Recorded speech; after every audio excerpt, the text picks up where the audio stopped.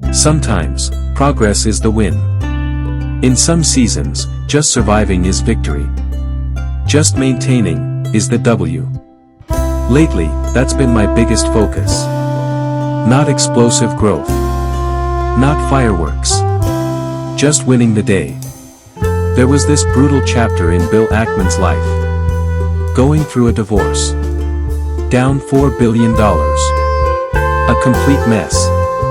He said, there wasn't one thing I could tackle. I couldn't fix it in a day. Couldn't undo the losses. Couldn't end the pain. And that's where most people break. When the mountain is too tall, and the ground beneath you is shaking. What do you even hold on to? So he did the only thing that made sense. He made progress. Tiny, microscopic, unsexy progress. The kind of progress that feels meaningless, until you zoom out. 30 days in, a shift. 90 days in, momentum. The storm's still there, but you're not drowning anymore. And yeah, let's be honest. Our moods still dance to the rhythm of our circumstances. We want to be enlightened, untouchable, smiling in the chaos. But we're human. So I had one good podcast today. That's enough. That's the highlight. That's what makes this a good day. Stack enough of those. And suddenly, it's been a good week. Maybe even a good year. This is the new mental math. Recalibrate the scale. Ask yourself, how little does it take to make your day? Your week? Your life? Because here's the hard truth. I don't have to do this anymore. I choose to. But I'm putting everything I've got into it. Not because I'm broke, or lost, or desperate. But because if I stop moving, I lose my soul. If you want it all, life will give you nothing. Because everything has a price. And most people want everything. Without paying anything. We say we'll sacrifice it all to get what we want. Then cry to get back the things we gave up. We chase success. Then whisper regrets about family. We chase freedom. Then mourn the structure we lost. We want both, always both. But life doesn't work like that. Everything is a trade. And we lie to ourselves when we pretend we didn't choose. We did. We always do. So here's what I've learned. We give up our 20s to buy our 30s. Then trade our 30s for our 40s. Our 40s for our 50s. And finally, everything we achieved. Just to get our 20s back. We sacrifice what we have most of. To chase what we have the least of. And in doing so, we miss the thing we had, right now. I will be happy, when I'm successful. So I sacrifice my happiness. To chase success. Just so I can finally be happy. That's the loop. In our 20s, we crave wealth, status, love, purpose. We want to fast forward. To be older, wiser, stable. Then the 30s come. Marriage, money, business, responsibility. And suddenly, we whisper. If only I could go back to my 20s. But let's be real. You hated your 20s. You were broke. Uncertain. Drowning in self-doubt. Needing validation from people who didn't even know who they were. You wanted out. You wanted more. And now you want back. The truth is, we don't want to relive the past. We want to rewrite it. We want to feel the freedom without the fear. The joy without the unknown. But uncertainty is the largest part of the story. You can't edit the movie while it's playing. And you'll never be able to go back and feel the same way again. The golden years are never recognized in real time. We're always waiting for a future that feels good. Then looking back and calling the past the good old days. But the truth is, the good old days are now. I've spent years burning mental energy on this one realization. Something is going wrong, because something feels bad. No. Suffering is part of the path. It doesn't mean you're broken. It doesn't mean the mission is wrong. It just means you're growing through resistance. We tell ourselves stories. If I'm not happy, something must be wrong.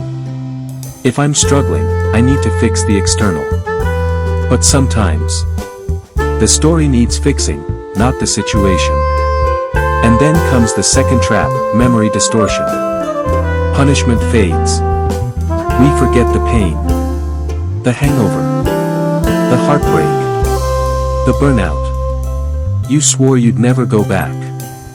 But a few weeks later, you miss it. Why? Because reward sticks longer.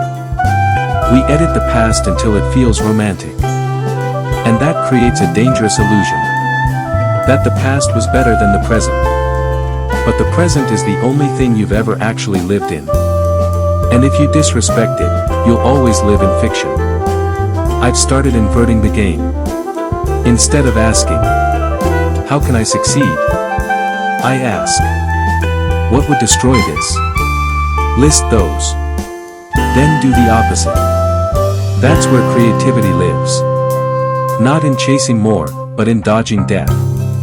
That's where breakthrough happens. In the quiet opposite of collapse. You've already achieved the things you once said would make you successful. So what now? Don't let the goalposts move without your permission. And don't trap yourself in sunk cost. I gave 10 years to this, I can't walk away now. Yes, you can. That's not failure. That's evolution. You had to become that version of you to know what you really wanted. Now you get to rewrite it. And that is real power. What if change didn't have to be permanent? What if I could just try something for a day? And give myself permission to stop tomorrow? That mindset alone has allowed me to move faster than most. Because I no longer carry the weight of forever.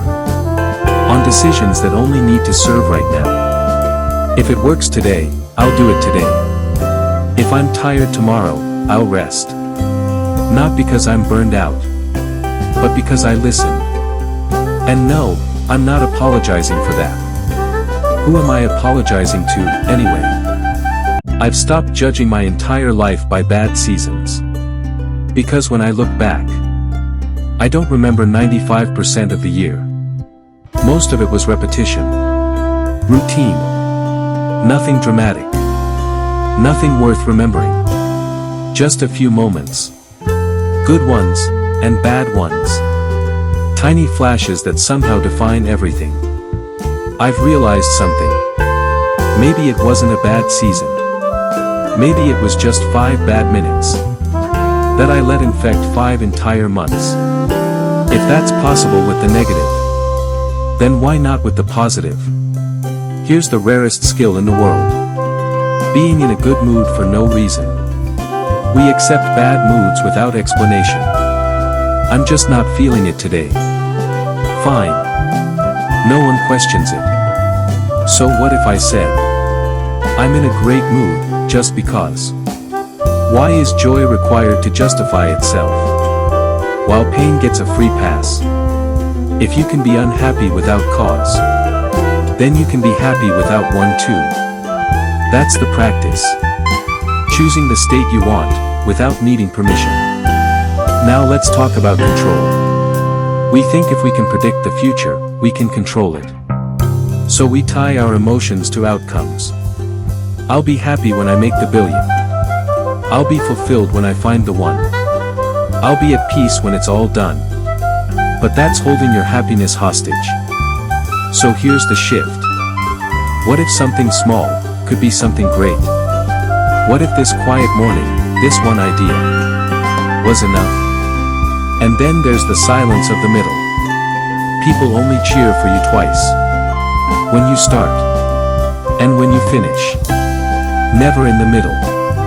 The middle is quiet. It's where your friends disappear. It's where your wins go unnoticed.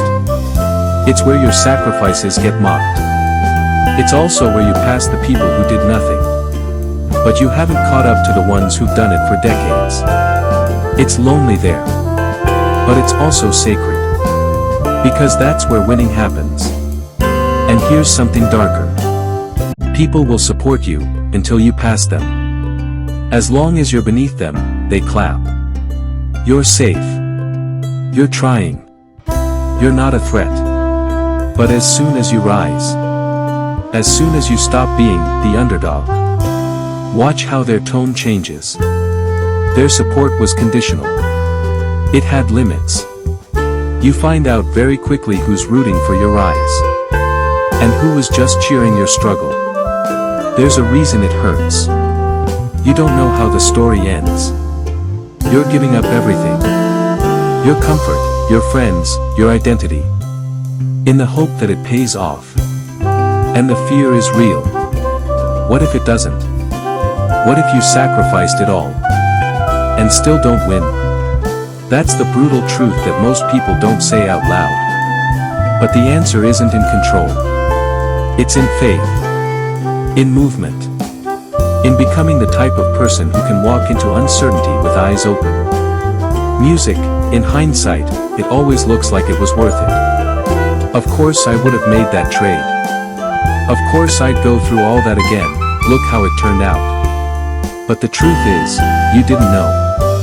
You were betting everything on a future you couldn't see. Putting your chips down, not knowing if you'd hit black. 4 or 5 years. That's the burden of uncertainty. It's a meta skill. And I'll admit it, I suck at it. I don't move fast. I overanalyze. I stack 100 pieces of justification before I make a move. And because of that, I rarely fail. But I also never leap. From the outside, it looks like courage. But on the inside, it's just extreme caution. Calculated risk. Slow wins. A career built on avoiding collapse. But then you look around. And realize the people who clapped for you at the start aren't clapping anymore. Because they never wanted you to win. They wanted you to try, and fail. They rooted for the underdog version of you. Not the winner. Here's the uncomfortable truth. Some people root for you, only if they think they can come with you. And others root against you, because they're afraid you'll leave them behind. Want to know who your real friends are? Watch what happens when you win. That's the test. That's the filter. Most people want to play a different game the moment you win the one they can't compete in. Yeah, but my marriage is better. Yeah, but I'm more spiritual. Yeah, but I'm in better shape. They move the scoreboard. Because they can't handle losing. People who doubt you will be right, a lot. You'll take 10 shots and miss 8. They'll say, told you so. Again and again. But on a long enough timeline, they lose. Guaranteed. Because they never played. And if I hit once, just once. So hard, so right, so permanently. I win. Think about the man who wrote Jingle Bells. He failed at everything in his life. He died unknown, irrelevant. But he wrote one thing, one little melody. And now the entire world sings it every December. What if that was his purpose? What if the long failure was the price of that one permanent mark? Would I take that deal? One world-shifting moment, at the cost of decades of failure? I don't know. But I think about it, a lot. Not taking the shot is like saying, I'd rather not scratch this free lottery ticket. Why? What are you protecting? Your ego. Because here's the truth. For every excuse you're using right now, someone has had worse conditions, and made it. Not just made it, dominated. World class. Against all odds. So what's the variable? Work. Work is the great equalizer. And intensity is the great amplifier. Be so right once that the world forgets every wrong turn you took.